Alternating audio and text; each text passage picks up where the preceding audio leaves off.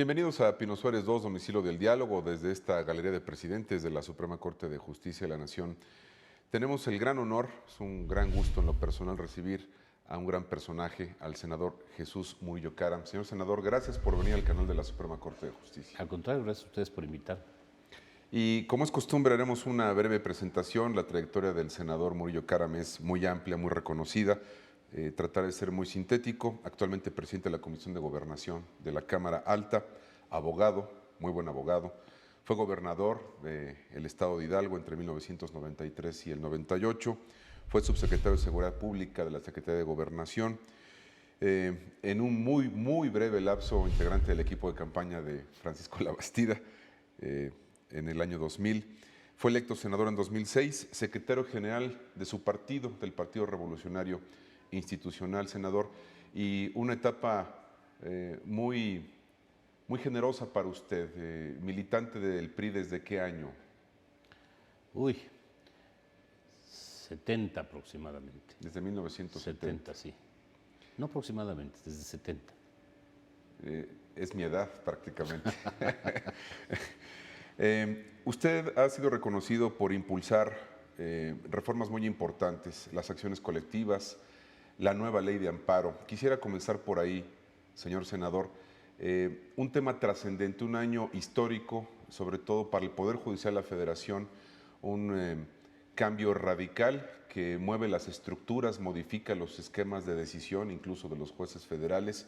Tan es así que se ha declarado ya en la Suprema Corte de Justicia el inicio de la 10ª época.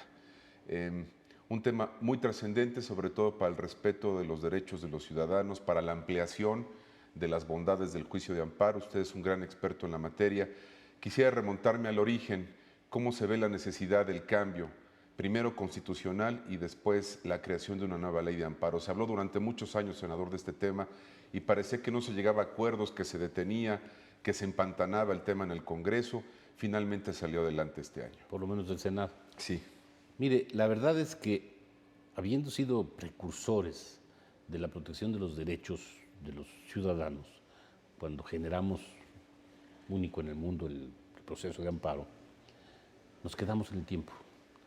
Lo dejamos por mucho, era tan bueno que durante muchos años se quedó prácticamente intocado. Era fundamental ante el cambio de la propia condición, ya no jurídica, sino de convivencia humana, ponerlo al día. Era absolutamente imprescindible darle mucho más alcance, en razón de la diversidad y del cambio mismo de las condiciones de convivencia, de conducta, de trato, la existencia de 1000 nuevas formas de interacción humana. Era imprescindible ponerla al día. Había cuestiones que ya no podían caber. El hecho mismo de que cuando la Corte determinaba en un amparo que una ley era inconstitucional, en la resolución de un amparo, el efecto era solamente para aquel que había tenido la capacidad o la posibilidad de ampararse. Hoy ya no. Hoy, si se reitera esa decisión de la Corte, el amparo la ley que se declaró inconstitucional es inconstitucional para todos los mexicanos, echando bajo una fórmula que había sido histórica, pero que ya no tenía cabida en el sistema. Y como esto, muchas cosas más. La diversidad del entendimiento y la percepción de los derechos humanos en el mundo, no solo en México, nos obligaba también a darle un alcance mayor que el que habíamos definido muy bien, por cierto, en su tiempo y en sus condiciones, como la simple protección de garantías, para llevarlo a la protección de esas garantías, que no son más que garantías de los mismos derechos humanos, y llevarlo a todos los derechos humanos. Al generar un cambio en el interés que puede promover un amparo y modificar el interés jurídico para darle carácter, condición y capacidad al interés legítimo, abrimos para mucho más afectados en su esfera jurídica la posibilidad de la intervención del Poder Judicial. Y le damos a los jueces también un espectro mucho más amplio de capacidad en sus decisiones, de amplitud para poder ser más justos y utilizar el derecho solamente como la vía de la justicia que debe de ser. Senador, Tenemos también una reforma constitucional muy trascendente este año, que es la de los derechos humanos. Y van aparejadas, hay una piedra de toque fundamental entre la reforma constitucional en materia de juicio de amparo y la reforma de derechos humanos en el esquema de la ampliación de las posibilidades de los ciudadanos. Cambia la plataforma, cambia incluso la forma en la que se va a estudiar el derecho de ahora en adelante. La terminología. Les decía yo que cuando yo estudié ninguna de estas cosas eran lenguaje común del abogado. Desde luego hace pocos años tampoco lo eran. Es indudable que en este caso hay tres reformas que están imbricadas, profundamente ligadas. Ya mencionó usted la de acciones colectivas, obviamente la de los derechos humanos y desde luego el amparo. No podían haberse cambiado una sin la otra, o no podían haberse generado una sin la otra. Están absolutamente ligadas. ¿Qué sucede con la relación entre amparo y derechos humanos? Es muy simple. Al ampliarse los compromisos nacionales con la juridicidad internacional mediante convenios, determina, primero lo hace la Corte en una célebre resolución, y luego la Cámara de Senadores por lo menos, y en este caso las dos, porque ya se hizo la reforma constitucional, determinan que todos los derechos humanos contenidos en convenios internacionales son o tienen el carácter de leyes y podrían estar incluso en ocasiones y en función del interés pro persona, le llaman, pero no quiero usar ese tipo de términos, del interés más justo del individuo, pueden aplicarse los derechos contenidos en los tratados. Esto le dio una amplitud enorme a nuestro derecho. Adquirimos de repente una cantidad enorme de nuevas disposiciones legales de alta jerarquía que deben ser protegidas también, y se les da a los jueces en consecuencia esta posibilidad de hacerlo.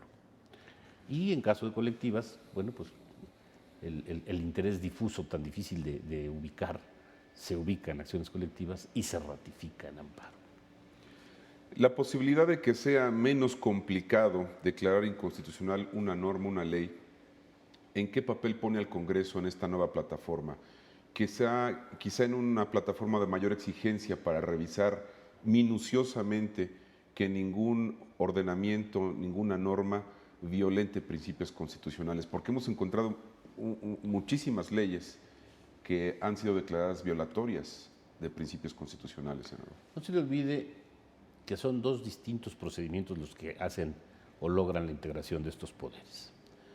El Poder Judicial está integrado por especialistas, no solo por especialistas, sino por especialistas que han tenido un tiempo importante dedicados a la materia.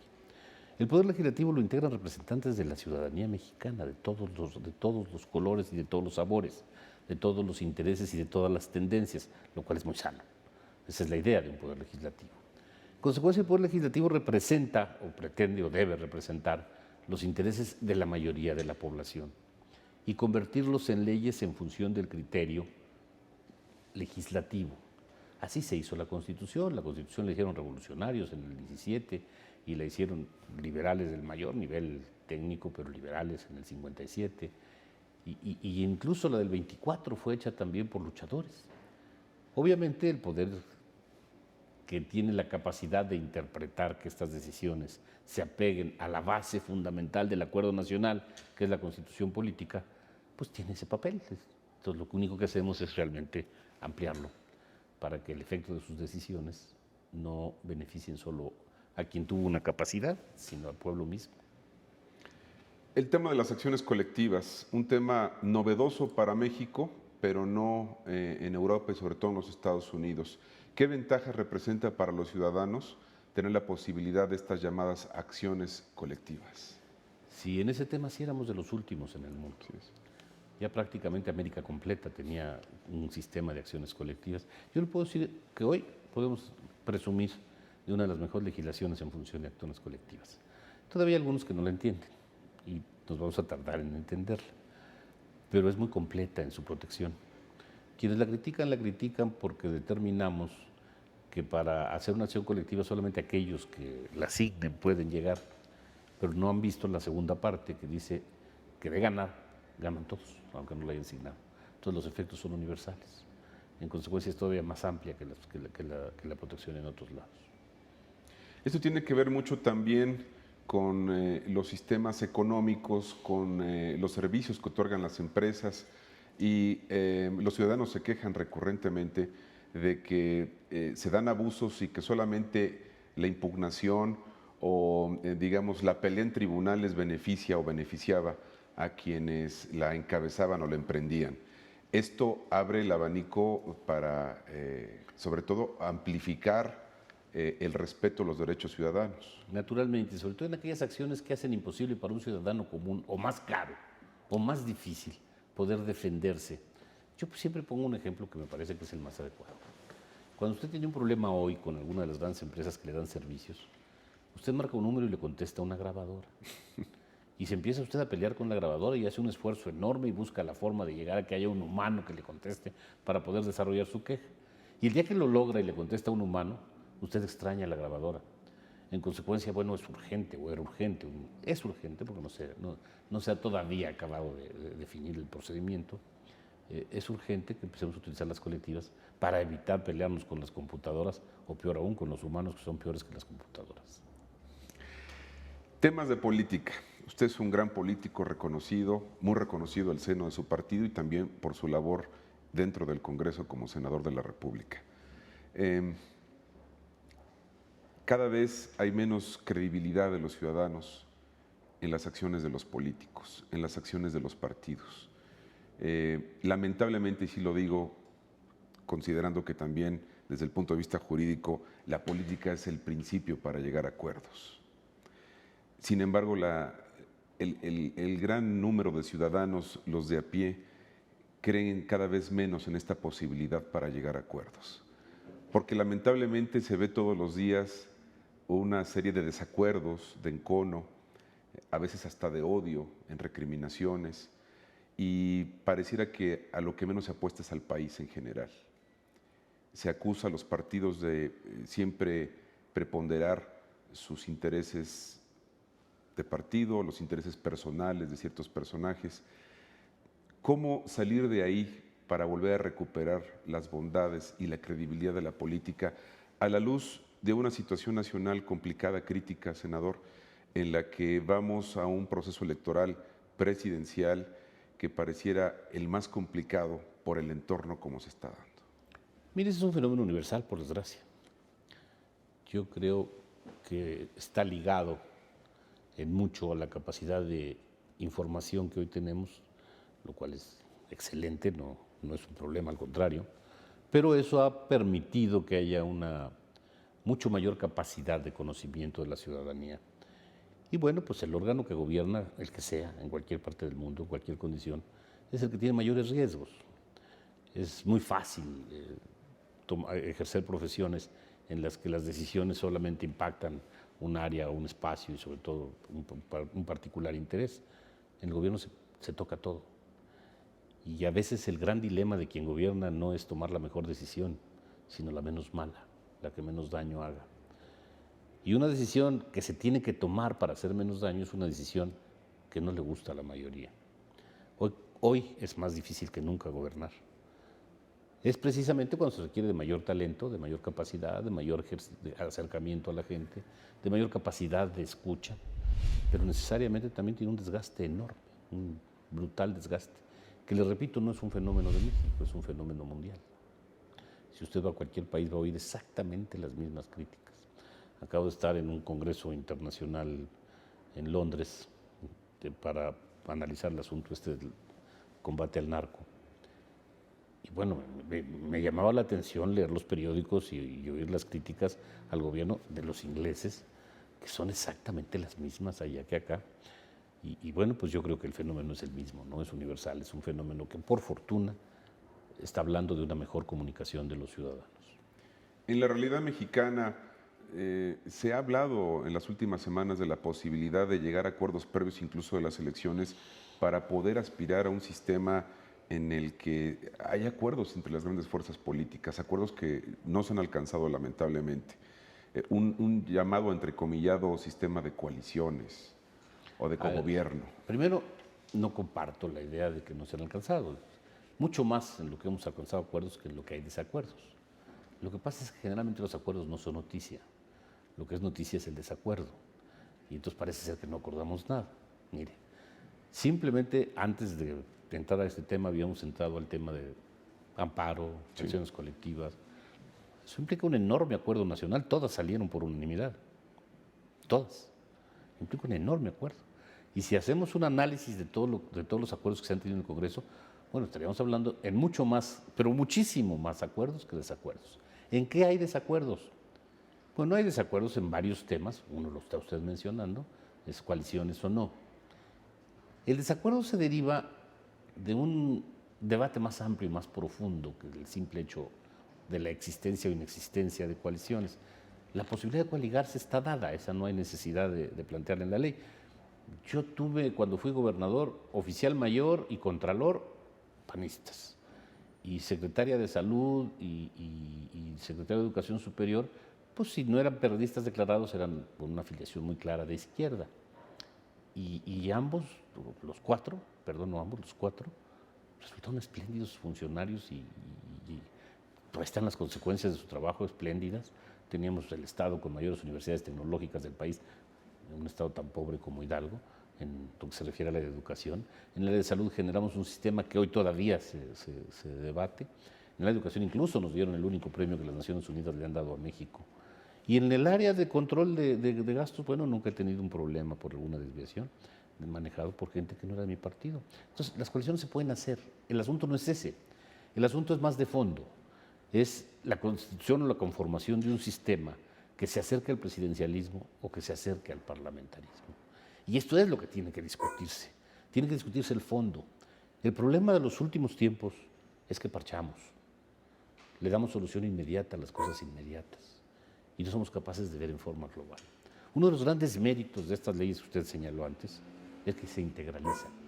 La de derechos humanos tiene que ver con la de amparo y las dos tienen que ver con acciones colectivas.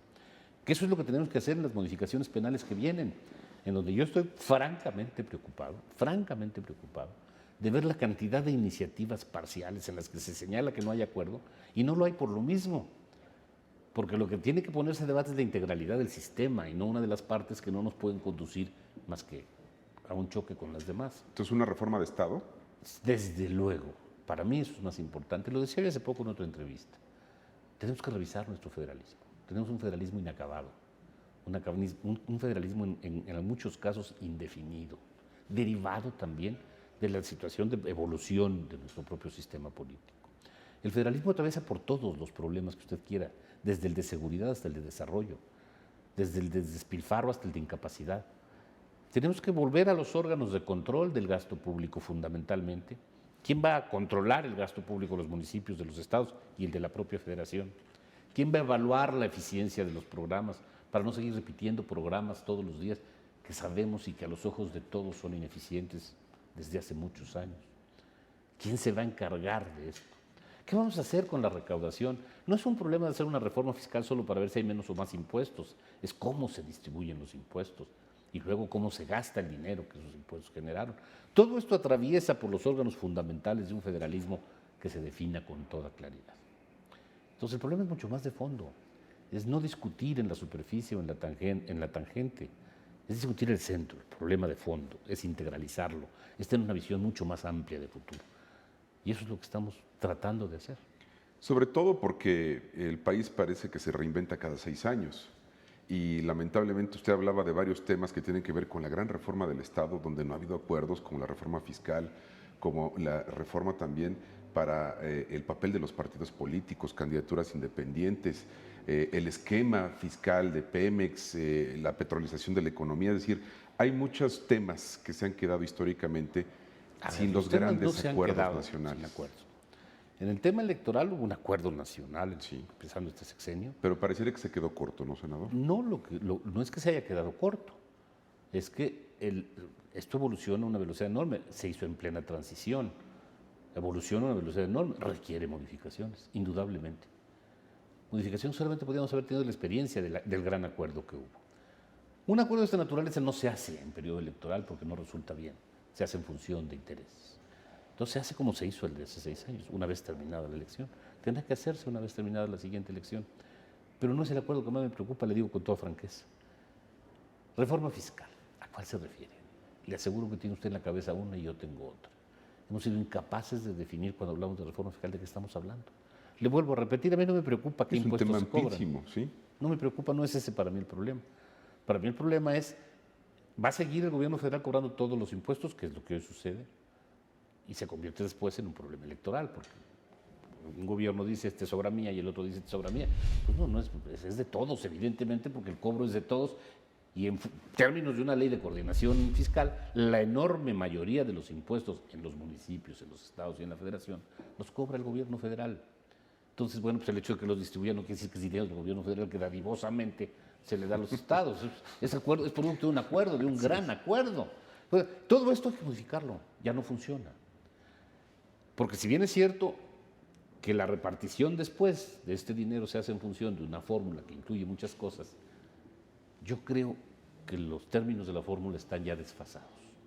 En un país en donde ya hay una desigualdad brutal, incluido entre la calidad de vida de un Estado con otro, es fundamental el destino de los recursos a la generación de una igualdad de condiciones, de igualdad de oportunidades. Y para esto requiere que la parte porcentual que de los recursos fiscales se tiene que otorgar a los Estados incluye en mayor término al que tiene que ver con la posibilidad del desarrollo de cada entidad. Pero para que esto funcione, necesita necesariamente un control, para asegurarnos de que ese gasto va a ese propósito y no se desvíe en el camino, o al principio del camino o al final del camino, que no se desvíe. Todo esto implica modificaciones fundamentales de Estado, en las que tenemos que ponernos de acuerdo, para las que no hay ninguna propuesta. Por eso no hay acuerdo, porque de fondo no hay propuesta.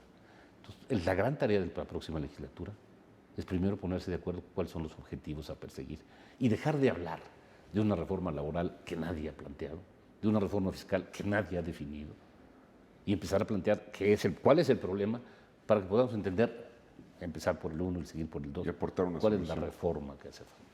Nos quedan 6 minutos, ha ido muy rápido la entrevista. Eso tiene que ver con su capacidad y con su gran don para exponer los temas. Quisiera cerrar para abordar el tema prioritario, seguridad nacional, una ley de seguridad nacional. Usted también es experto en la materia, ha trabajado mucho en este tema, fue subsecretario del ramo en Gobernación y se habla mucho de los llamados acuerdos con el crimen organizado, las negociaciones con el crimen organizado, la necesidad de parar la violencia generalizada en todo el país. Vemos acontecimientos muy lamentables y cada vez nuestra capacidad de asombro se va modificando cuando vemos uno y otro hecho cada vez más grave.